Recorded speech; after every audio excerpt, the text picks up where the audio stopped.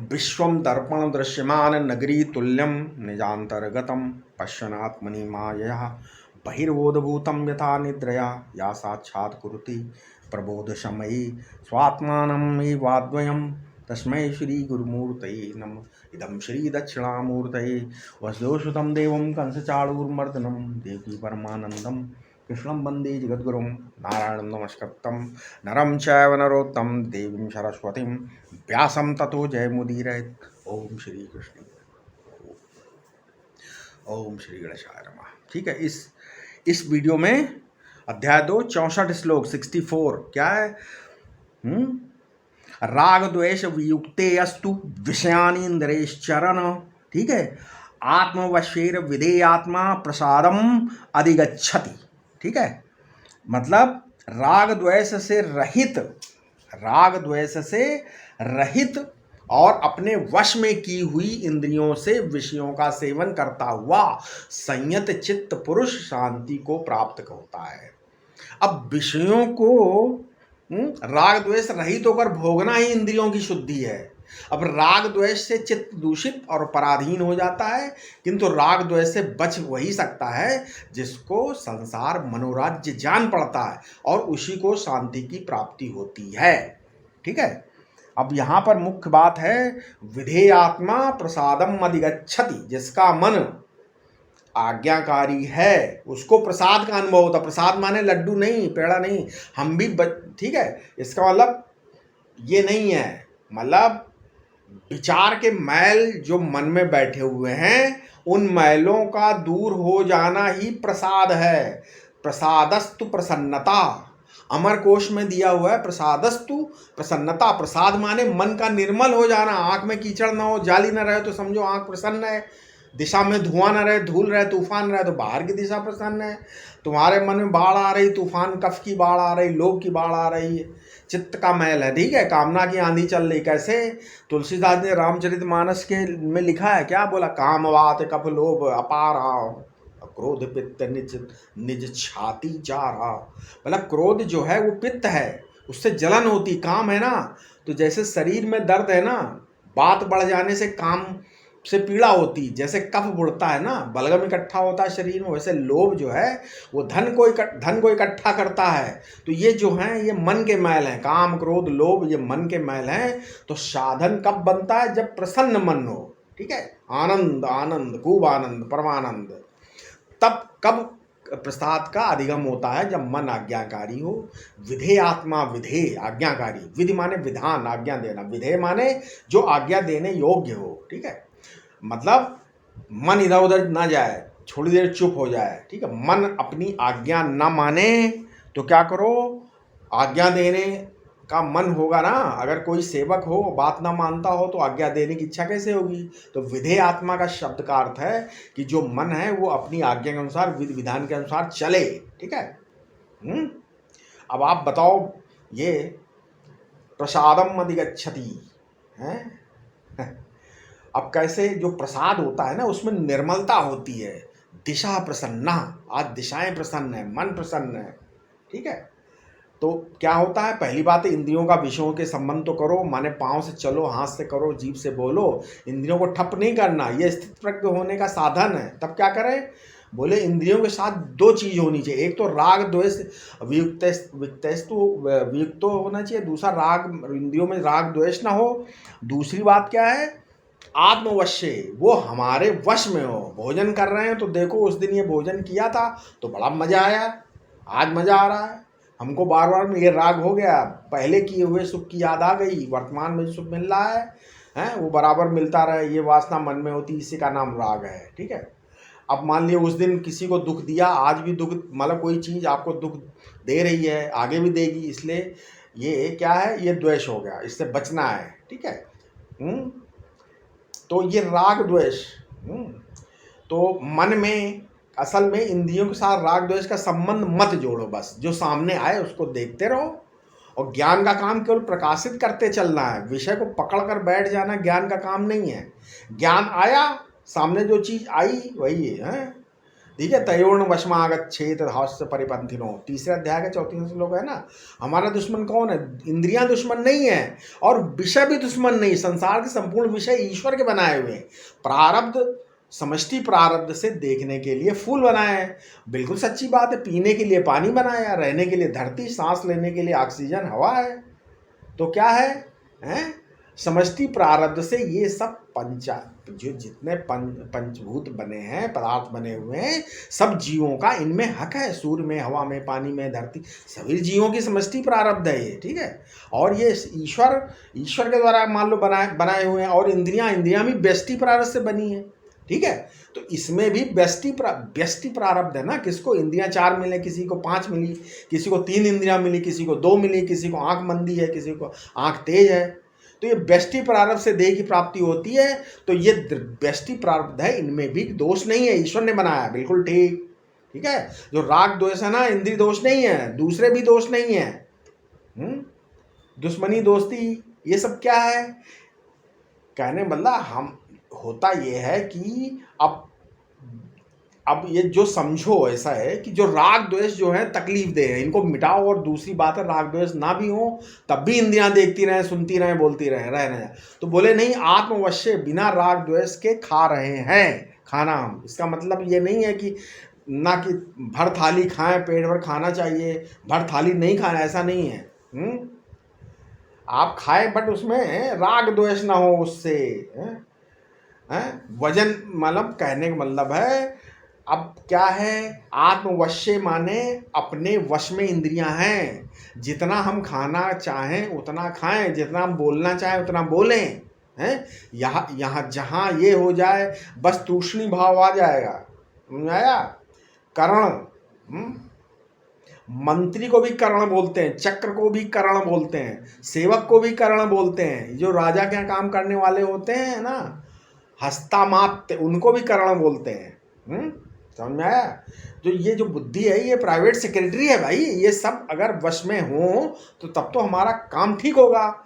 और इनमें अगर राग द्वेष और पक्षपात न हो, इनमें कोई भी पक्षपात दुश्मनी न हो, तो सब काबू में रहेंगे। विधेय आत्मा, शास्त्र गुरु आचार्य के अनुसार अपना मन चलता होवे, ठीक है। इस तरह से यदि हम अपनी इंद्रियों के विषयों को भोग करें तो क्या होगा, है, तो इंद्रियां अपने आप वश में रहेंगी, ठीक है। तो उसको प्रसाद की प्राप्ति होगी, प्रसन्नता की प्राप्ति होगी, अंतःकरण निर्मल हो जाएगा, ठीक है। और जो विषय चिंतक होगा, जो विषयासक्त होगा, कामी होगा, क्रोधी होगा, सम्मोही होगा, स्मृति भ्रष्ट होगा, नष्ट बुद्धि नाश होगा, तो उसका प्रणाश होगा। लेकिन जो प्रसन्न होगा, हृदय निर्मल होगा, हृदय उसके वश में होगा। प्रसादे सर्व दुखानाम प्रसन्न चेतसो आशु बुद्धि पर्वतिष्ठितो। अब 65वां श्लोक में क्या दिया है? 65वां श्लोक में आगे यही बताया, क्या बताया है?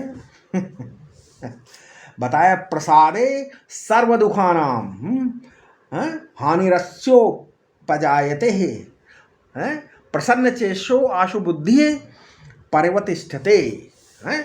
मतलब चित्त की शांति से इसके सब दुखों की निवृत्ति हो जाती है तथा प्रसन्न चित्त वाले की बुद्धि शीघ्र ही निश्चल हो जाती है। अब यहां जिस बुद्धि का उल्लेख किया गया है ना, बुद्धि पर्वतिष्ठते, मतलब जिस बुद्धि का उल्लेख है वो विज्ञानमय कोश वाली बुद्धि नहीं है, अपितु सत और असत का विवेक करने वाली बुद्धि, ये समझो यहाँ। क्योंकि विज्ञानमय कोश वाली बुद्धि तो घट पट आदि विषयों का ही निश्चय कराती है। यहाँ मुमुक्षु के लिए 3 कर्तव्य कहे गए हैं। क्या? पहला, इंद्रियों का उनके विषय से वैराग्य, दूसरा राग द्वेष का त्याग, और तीसरा समाधि का अनुष्ठान।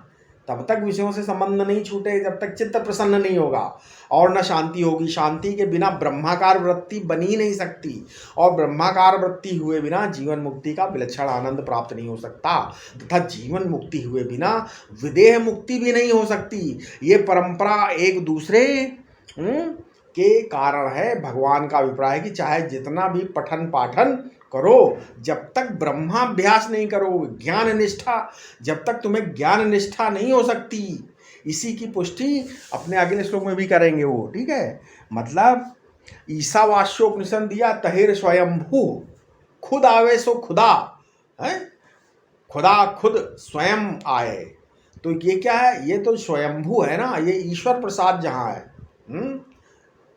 स्वयंभू स्वयं भवंती ठीक है। प्रसादे सर्व दुखानाम हानिया विद्या तमेव शरणम गच्छ सर्वभावेन भारत। तत्प्रसादात् पराम शांतिम स्थानम प्राप्यस्यसि शाश्वतम। 18वें अध्याय का 62वां श्लोक। समष्टि प्रपंच का जब निषेध हो जाए समझना ईश्वर प्रसाद, और व्यक्ति प्रपंच का जब निषेध हो जाए तो समझना जीव प्रसाद।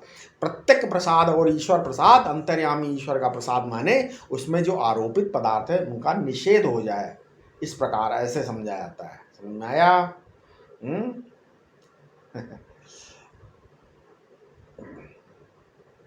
प्रसादे सर्वा। अब कृतात्मा कौन है? कृतात्मा कृतात्मा कौन है? जिसको घर का सब कुछ हर समय प्यारा प्यारा लगता है, हर समय संतुष्ट है। कृतात्मा का अर्थ जो अपने शरीर के भीतर, अपने हृदय में, अपने मन में, अपनी आत्मा में संतुष्ट है।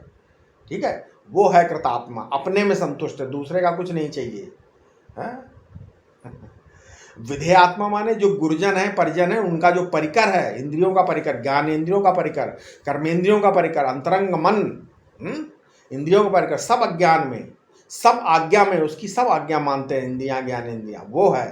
तो जो स्थित प्रज्ञ होना चाहता है, इंद्रिय विषयाचरण।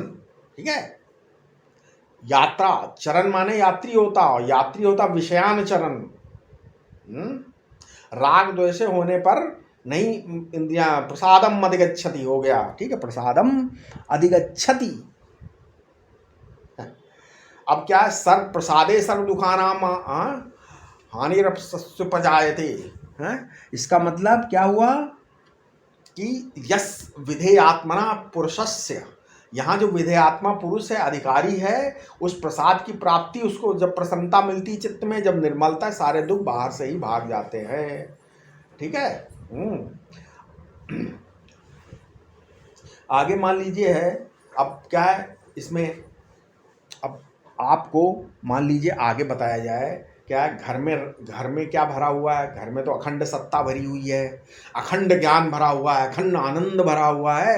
अखंड सत्ता, अखंड ज्ञान, अखंड आनंद तो घर में तुम्हारे भरपूर है, लेकिन तुमको घर की चीज का तो पता नहीं, तुम तो बाहर घूमने जाया करते हो।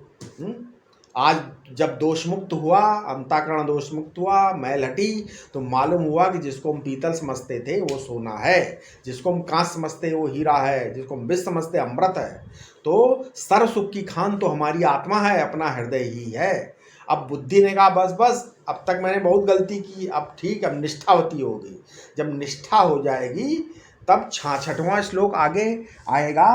क्या आएगा? 66 श्लोक है क्या? नास्ति बुद्धिर्युक्तस्य न चा युक्तस्य भावना न चा भावयतः शांतिर्शांतस्य कुतः सुखम। असंयमी जो पुरुष है, जिसको संयम नहीं है, पुरुष को ना तो बुद्धि होती है, न भावना होती, और न भावना शून्य को शांति मिल नहीं सकती। फिर अशांत को सुख कहाँ मिलेगा?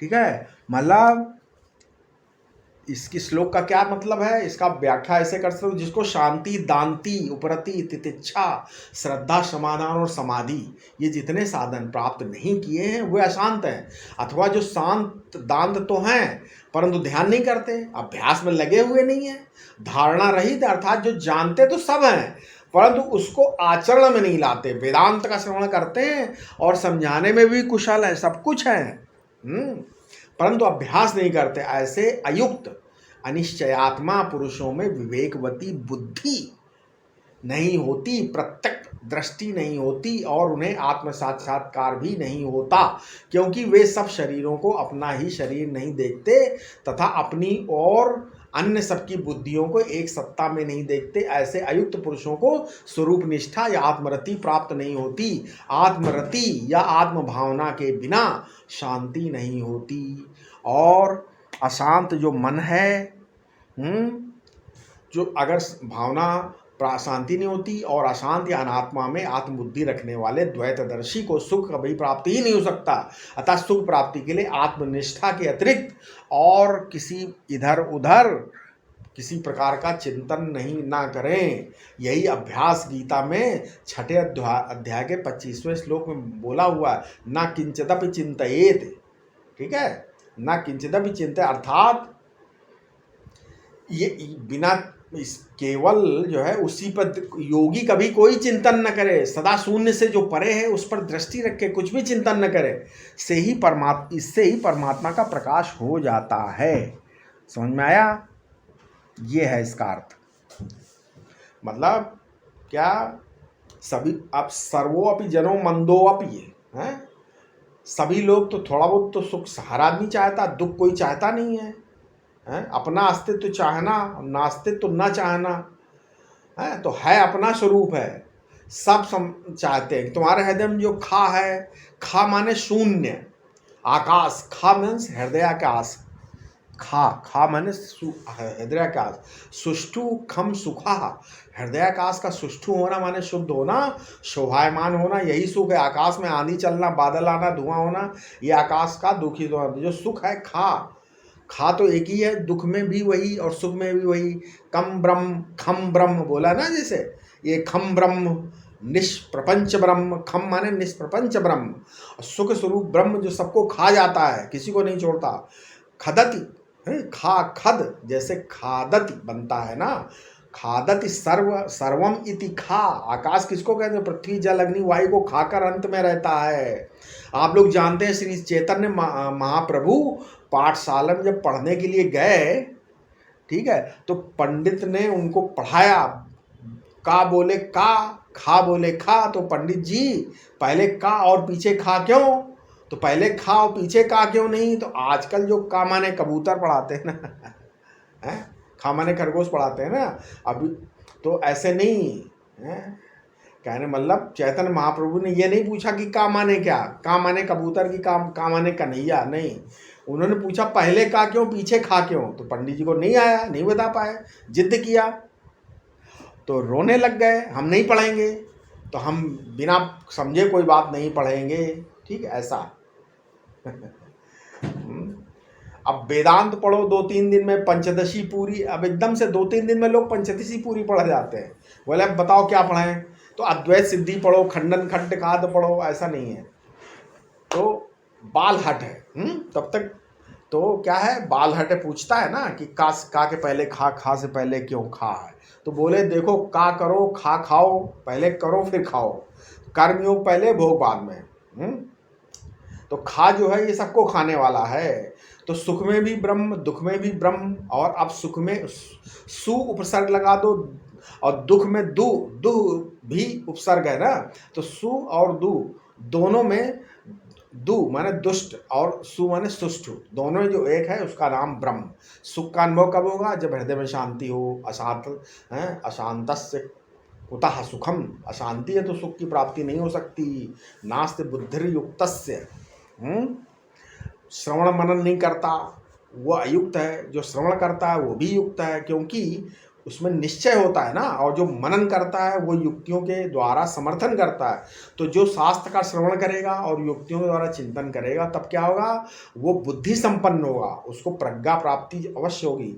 जो श्रवण रूप या मनन रूप युक्ति है ना, उसको धारण नहीं करेगा तो उसकी बुद्धि नहीं मिलेगी। अब बुद्धि जो श्रवण मनन का फल है, बुद्धि क्या है? श्रवण और मनन का फल है। जो श्रवण मनन नहीं करेगा उसको भावना भी नहीं माने निधिध्यासन भी नहीं होगा। भावना माने विजातीय प्रत्यय का तिरस्कार करके सजाती वृत्ति का प्रवाह। जिस वस्तु का श्रवण किया, मनन किया है, उसकी बार बार आवृत्ति होकर के भावना में स्थित होना, निधिध्यासन, वो भी संपन्न नहीं होगा। तो पहले शम दमादि संपन्न होकर के श्रवण करो, मनन करो, तब बुद्धि मिलेगी, ज्ञान मिलेगा। और जब बुद्धि मिलेगी तब निधिध्यासन करके उसमें स्थिति प्राप्त करो। ना चाह भयवता शांति ही। कह रहे मतलब यदि भावना नहीं करोगे तो तुम्हारी बुद्धि चाहे जितनी बढ़ जाए, युक्तियां चाहे जितनी हो जाए, श्रवण मनन चाहे जितना करो, लेकिन शांति नहीं। शांति माने अविद्या और अविद्या के कार्य का तिरस्कार होकर के ब्रह्म विद्या की प्राप्ति है। प्रपंच के कारण अविद्या को शमन करने वाली जो ब्रह्म साक्षात्कार रूप वृत्ति है, परमावृत्ति, चरमावृत्ति, वही शांति है।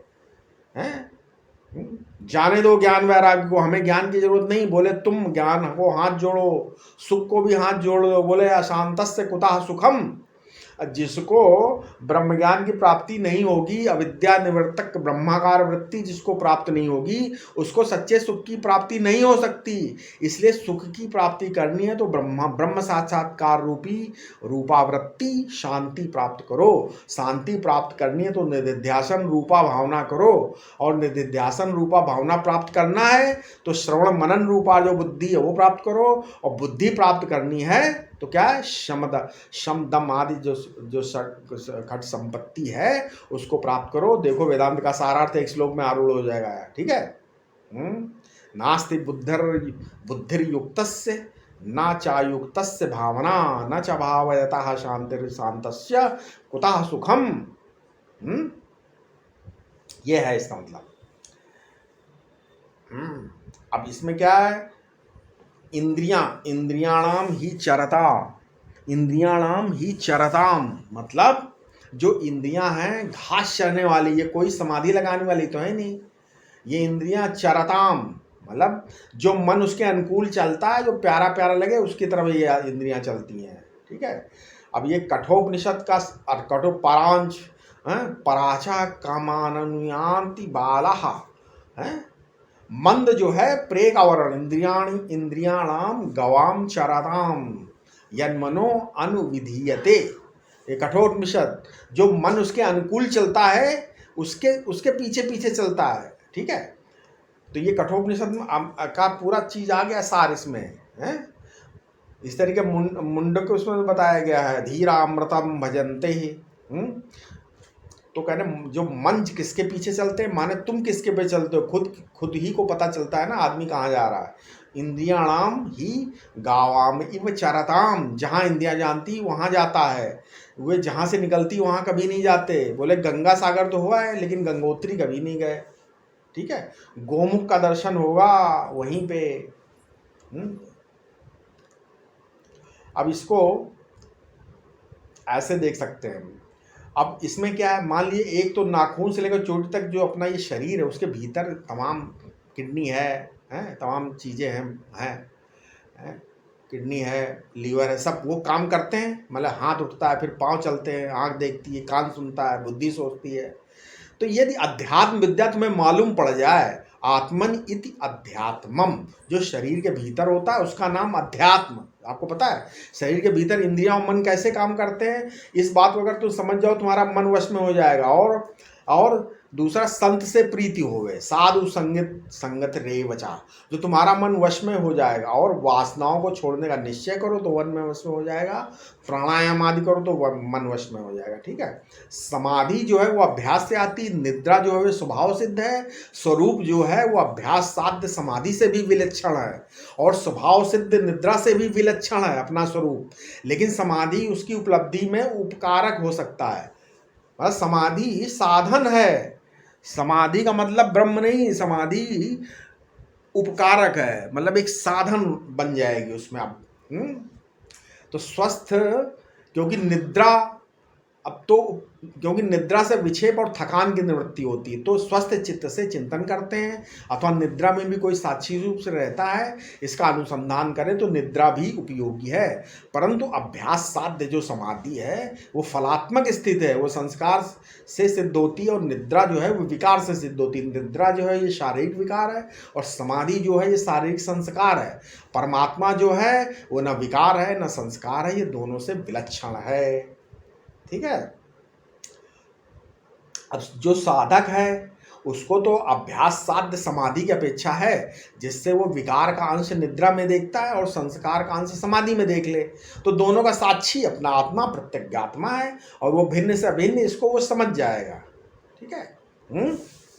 इस प्रकार क्या है, अब इसमें आगे भी क्या है, इसके आगे हम जो अगला श्लोक अपने अगले वीडियो में बताएंगे, ठीक है। कृपया इस चैनल को सब्सक्राइब करें और लोगों तक पहुँचाएं। ओम शांति शांति शांति।